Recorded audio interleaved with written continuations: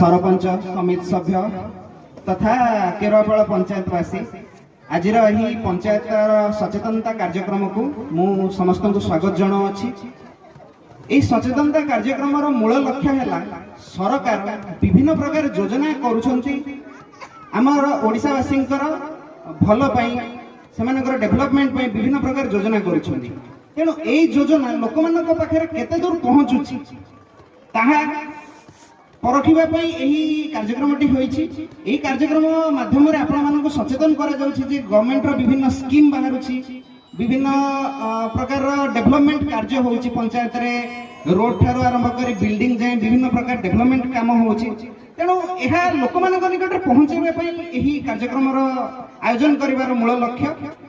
आउ आपण माने मध्य आज आपनकर मतामत देई परिबे कौन कौन डेभलपमेंट कार्य हेई परिबो, कोठी रास्ता हबो कि कोठी